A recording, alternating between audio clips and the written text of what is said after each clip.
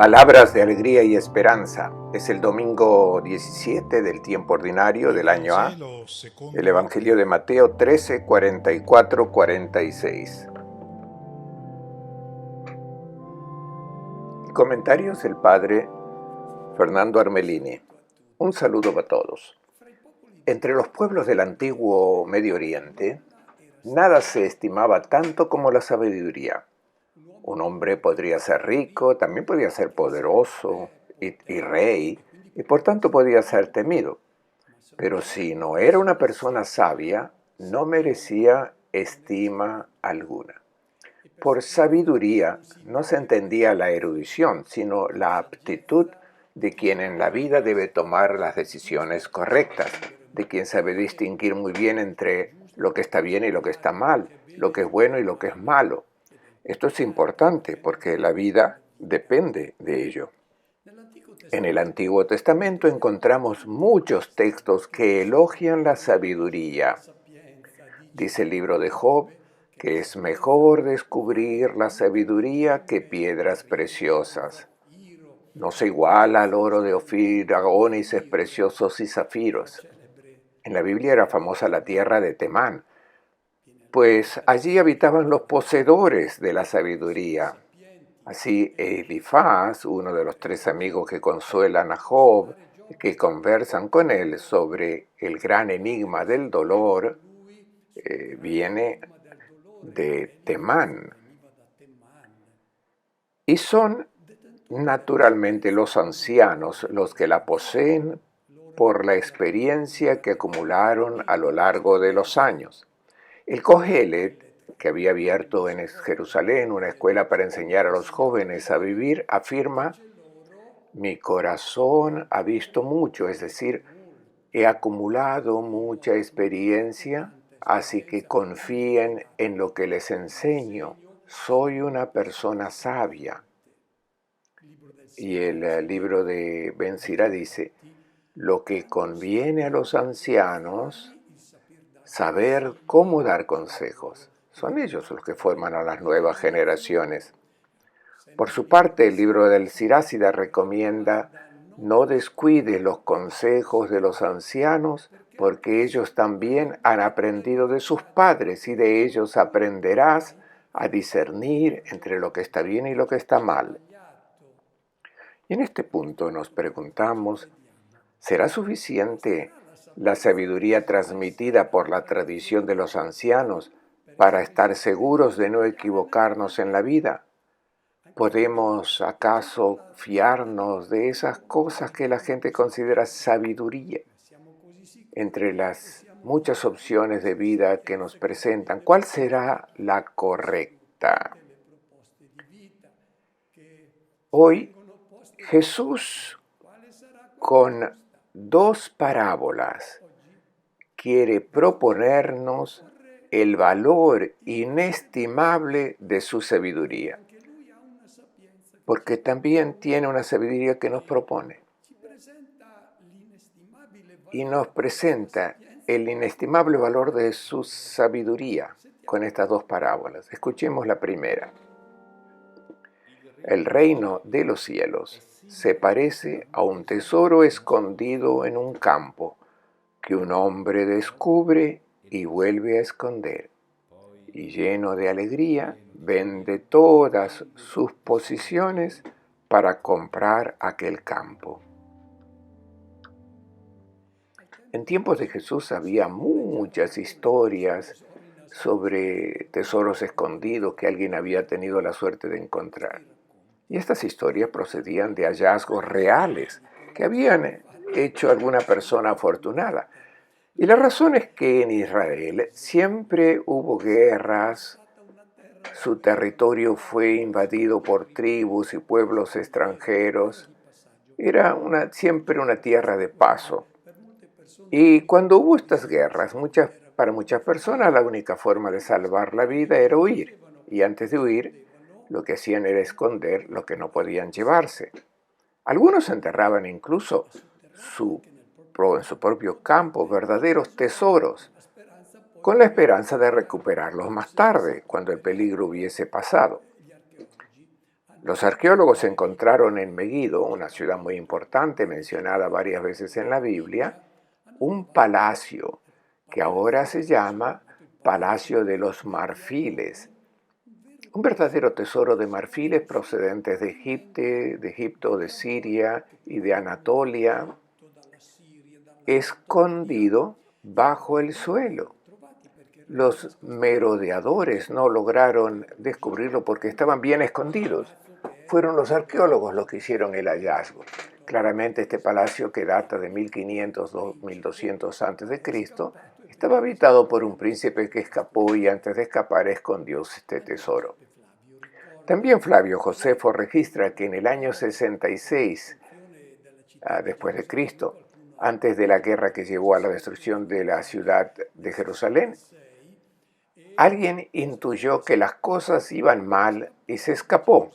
Pero antes de escapar, dice Flavio Josefo, que escondió sus tesoros.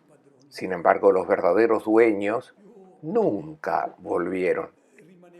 El campo permaneció sin cultivar durante largos años y fue ocupado finalmente por otros propietarios que por supuesto no sabían nada de los tesoros que los antepasados habían escondido. Un día, el jornalero del nuevo propietario, o un transeúnte, notó un destello peculiar significativo. Era una persona inteligente e intuyó que allí había un tesoro. Tratemos de captar el mensaje de la parábola que Jesús quiere dar. Claramente, ha oído muchas de estas historias de tesoros escondidos que se recuperan y aplica estas historias a su tesoro. El tesoro que él ofrece es la propuesta de hombre nuevo, de hombre bienaventurado. El tesoro del que Jesús habla es su evangelio. Ahora captemos en todos los detalles de la parábola el mensaje que Jesús quiere darnos. Ante todo, el tesoro del evangelio no atrae inmediatamente la mirada y la atención. Es un tesoro escondido. Lo que llama la atención de todos son las cosas llamativas que atraen inmediatamente: propiedades, fiestas, riquezas, éxito, vacaciones, palacios. Atraen inmediatamente la atención. El Evangelio es un tesoro oculto. Presta atención, nos dice Jesús, porque todas esas cosas que atraen tu atención no te conducirán a la plenitud de la alegría. Siempre te faltará algo porque estás bien hecho, porque estás hecho para tener este tesoro. Solo entonces tendrás la plenitud de la alegría. Su presencia está oculto en el campo y sin embargo hay signos claros que permiten encontrarlo.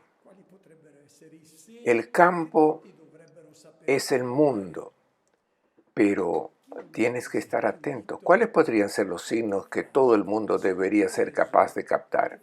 ¿Quién no ha oído, por ejemplo, alguna frase que le haya sorprendido, alguna frase del Evangelio, algún dicho del Señor que le haya asombrado, que le haya hecho reflexionar, darse cuenta de que estaba en presencia de una sabiduría nueva, fuera de lo común, diferente a la forma de razonar de todos?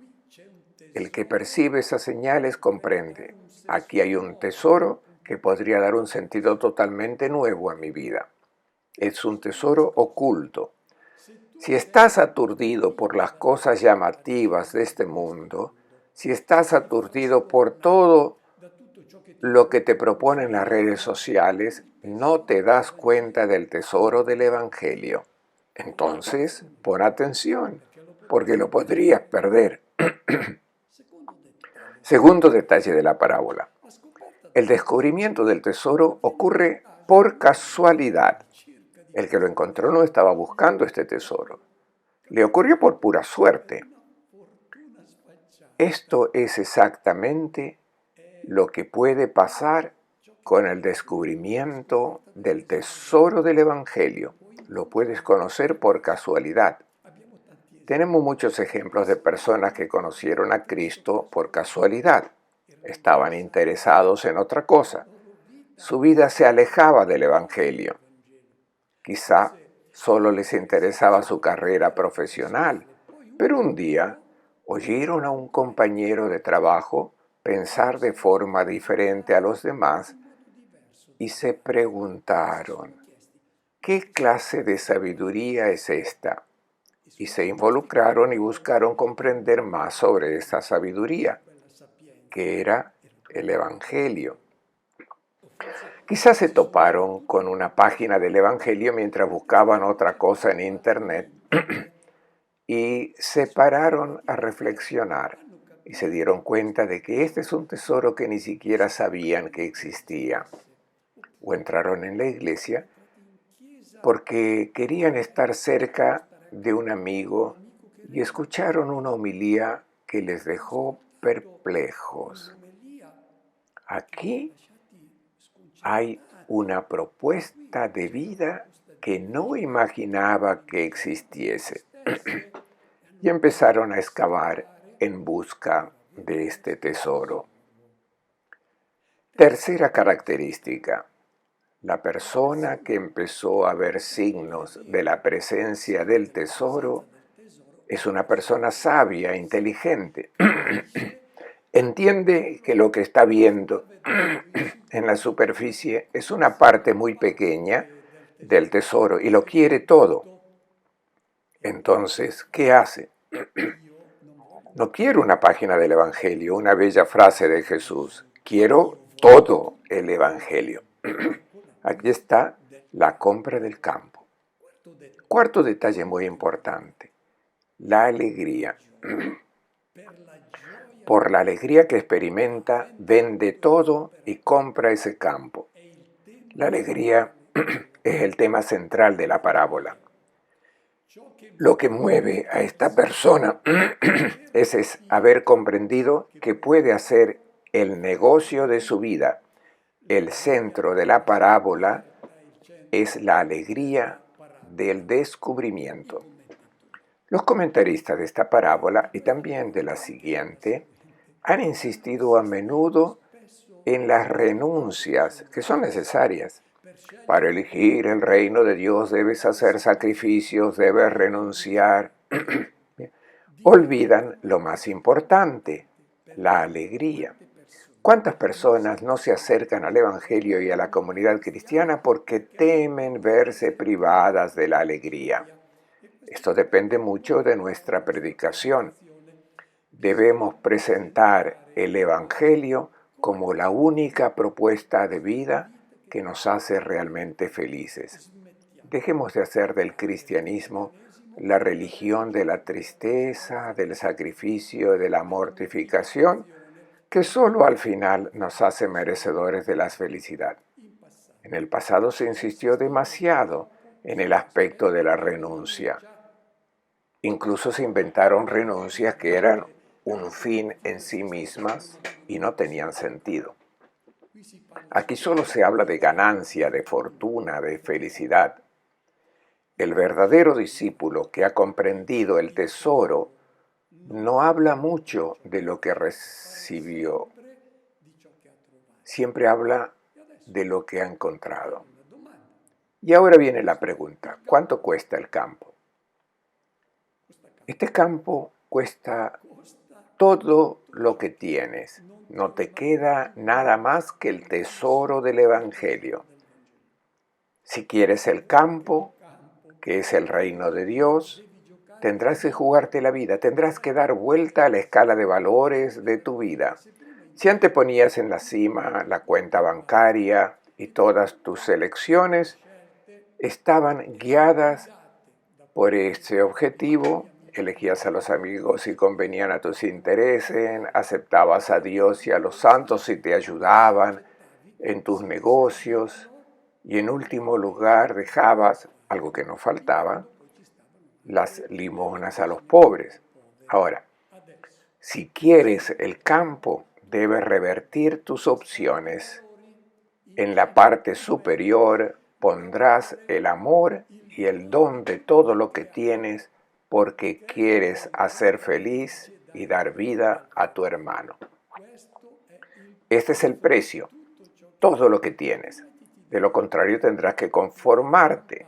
Seguirás adelante y al final tendrás que dejarlo todo porque en la aduana todos los bienes que no entregaste para comprar el campo te serán requisados. ¿Cuál es el miedo? Perder por no haber tenido el valor de apostar tus bienes para ganar el reino de Dios, para tener ese tesoro. El problema es que la promesa de Jesús no puede ser verificada. No tienes pruebas concretas de que tendrás la fortuna al comprar ese campo. ¿Te has dado cuenta de que ese es un tesoro real que nadie podrá arrebatarte y que será tuyo para siempre?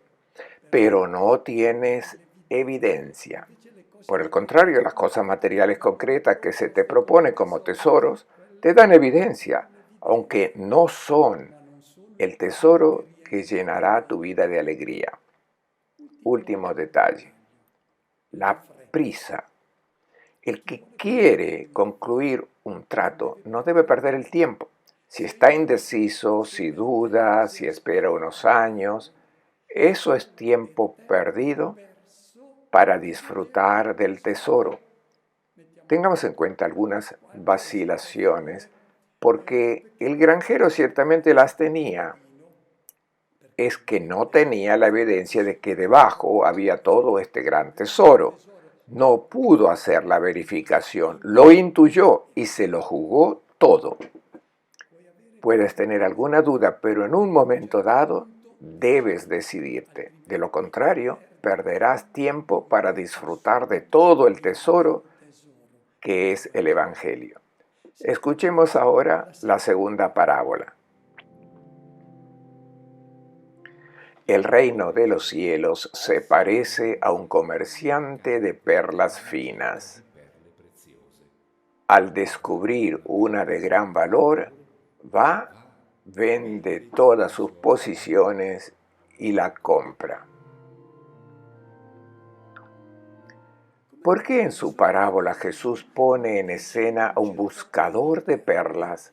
¿Qué significado tiene la perla en la cultura de la época de Jesús?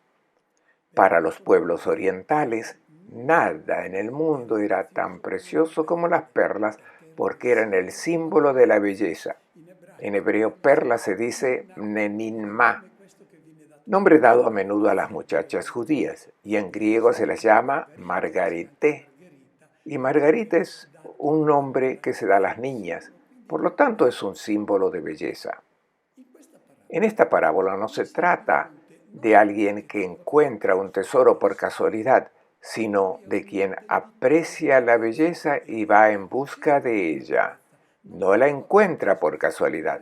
Significa que ya ha descubierto mucha belleza, pero aún no está satisfecho.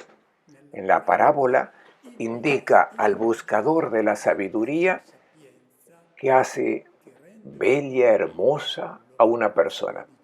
Cuando decimos qué persona tan bella, lo decimos por los valores que encarna, por su generosidad, su sabiduría, su rectitud, por sus servicios y su preocupación por los demás.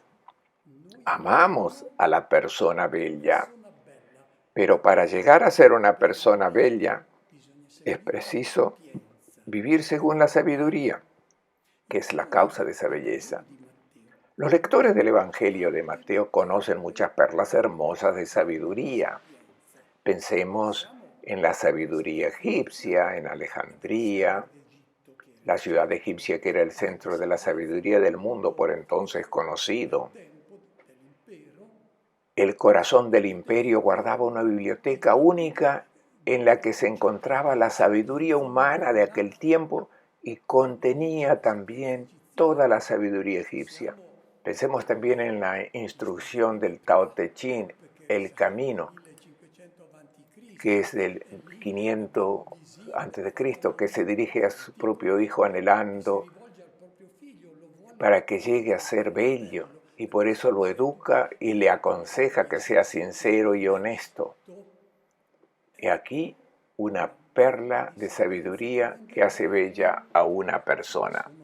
Hay muchos textos muy famosos, la instrucción de Meri-Kará, último faraón de la dinastía décima del antiguo Egipto, por ejemplo, donde el padre enseña al hijo cómo debe comportarse, cuándo debe hablar, cuándo debe callar para ser bello. Se presenta el diálogo de un hombre desesperado con su alma, el canto del artista, tanta sabiduría. El buscador no está satisfecho con los filósofos griegos o con la sabiduría mesopotámica. También tenemos instrucciones con muchos proverbios que educan para llegar a ser bellos. Los judíos estaban convencidos de que poseían la perla más bella que existía, la Torá. Si sigues la Torá te vuelves bello, porque la Torá indica: no matarás, no robarás, no serás adúltero, no levantarás falso testimonio, cree en un solo Dios. Si te dejas guiar por esta sabiduría, te vuelves bello. ¿Qué quiere decirnos Jesús en esta parábola del Evangelio de Mateo? Que ninguna de estas bellezas te satisfará plenamente. Hay algunas personas a las que no les importa llegar a ser bellas, hacen lo que quieren y aunque sean feas, no les importa. Pero nosotros tenemos en nuestra naturaleza la necesidad de buscar la belleza. ¿Y qué pasa hoy? Pasa que uno busca muchas perlas de belleza. Alguien va al budismo, al confucianismo, al islamismo, y en estas perlas brillan muchas bellezas, es innegable. Pero si te detienes en ellas, seguirás sin estar satisfecho. Con la parábola del buscador de perlas, Jesús quiere decirnos que solo serás perfectamente bello si encarnas la sabiduría del Evangelio. Y aquí tenemos, como en la primera parábola, la insistencia en la urgencia. Debes decidirte inmediatamente, porque cuanto antes seas perfectamente bello, antes estarás realmente satisfecho, porque estás hecho para esta belleza. Una belleza más bella que los que encarnan el Evangelio no es posible, porque si llegas a amar y a dar tu vida, incluso por los que te hieren, más allá de eso no puedes ir. Esto es el máximo de la belleza. Y ahora escuchemos la última parábola. El reino de los cielos se parece a una red echada al mar, que atrapa peces de toda especie. Cuando se llena, los pescadores la sacan a la orilla y sentándose reúnen los buenos en cestas y los que no valen los tiran. Así sucederá al fin del mundo. Vendrán los ángeles y separarán a los malos de los buenos y los echarán al horno de fuego. Allí será el llanto y el crujir de dientes. ¿Lo han comprendido todo? Le responden que sí. En la tercera parábola Jesús pone ante nosotros una escena de la que ciertamente fue testigo muchas veces. A orilla del lago Tiberíades vio a los pescadores echar sus redes y en estas redes se encuentran de todo. Hay peces, pero también hay palos, hojas, trapos. Quizá también oyó maldecir porque limpiar las redes no es fácil. ¿Qué nos está diciendo Jesús? Que cuando llamó a sus apóstoles los envió a ser pescadores de gente. Esa era su misión, es decir, sacar a la gente de las aguas contaminadas de la vida pagana, dictadas por los impulsos del maligno, y llevarlos a su agua pura, que es el agua del Espíritu, el agua de la vida. Hay de todo en esta red. El texto original griego dice que hay cosas hermosas en ella. Kalá, bueno. Y también lo que es malo, saprá. Hay algo hermoso y algo podrido en esta red. Inmediatamente entendemos que es una red tirada por sus discípulos, por los apóstoles, que se refiere por tanto a la comunidad cristiana en la que hay presente algo bueno y algo podrido, lo que pertenece a la vida y lo que pertenece a la muerte. Y así, inmediatamente nos vemos llevados a dar la interpretación. Sí, esto es verdad. En la comunidad cristiana, o sea, en esta red, hay gente bella, pero también hay un grupo de gente mala. La gente buena, por supuesto, somos nosotros, y los malos son aquellas personas a las que también podemos señalar. Pero este no es el sentido de la parábola. En cada persona, aunque haya sido sacada de las aguas del paganismo, hay una parte muerta, la parte podrida de nuestra vida, la que se construye cuando consentimos los impulsos de la cizaña presente en cada uno de nosotros. Y luego hay una parte bella. Repito, estas dos partes están presentes en cada uno de nosotros. La parte hermosa es la vida construida cuando escuchamos y seguimos los impulsos del Espíritu, la voz del Hijo de Dios que está en nosotros. ¿Qué quiere decirnos esta parábola? El evangelista Mateo escribe su evangelio en los años 80. Han pasado 50 años desde la Pascua y es un pastor de almas. Lleva en su corazón la vida de sus comunidades. ¿Y qué está viendo? Se está dando cuenta de que el fervor inicial que había animado a estas comunidades ha comenzado a desvanecerse. Muchos se sienten bien porque pertenecen a la comunidad cristiana, han dado su adhesión a Cristo, se han bautizado, pero muchos empiezan a tomarse a la ligera los compromisos bautismales y se adaptan al modo de vida de los paganos, a sus principios y valores. En definitiva, en ellos, más que el buen trigo, surge la cizaña. Y Mateo siente que es su deber sacudir a estas comunidades. Por supuesto que se dirige a sus comunidades, pero la situación es exactamente la de nuestras comunidades de hoy. ¿Cómo da este llamado de atención? Recurre al lenguaje que tiene a su disposición, que son las imágenes apocalípticas que debemos descodificar porque no pertenecen a nuestra cultura, a nuestra mentalidad, a nuestra lengua. Habla del horno, del fuego, de ángeles, de llanto y crujir de dientes. Esto no pertenece a nuestro lenguaje.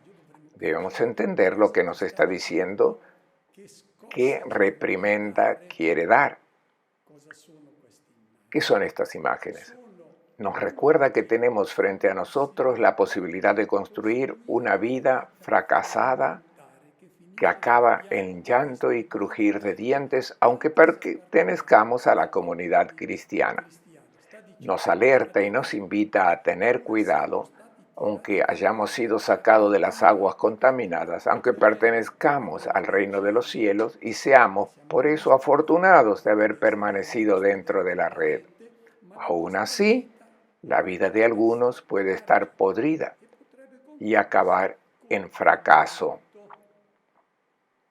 También habla de ángeles. Los ángeles son los que separan lo podrido de lo bello. ¿Y quiénes son estos ángeles? Son esos mediadores de la salvación, de la palabra de Dios, de la ternura de Dios, que cuidan de sus hermanos e intentan que tomen conciencia de su condición para limpiar la podredumbre que hay en todos. Este es el mensaje que se nos da hoy. los que tomamos conciencia de la realidad de esta comunidad cristiana y de la condición de nuestros hermanos.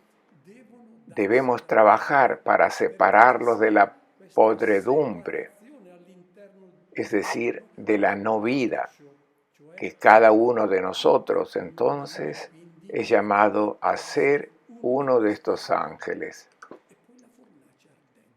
El horno ardiente es el fuego que quema la podredumbre, y esta podredumbre, repito, no son las personas.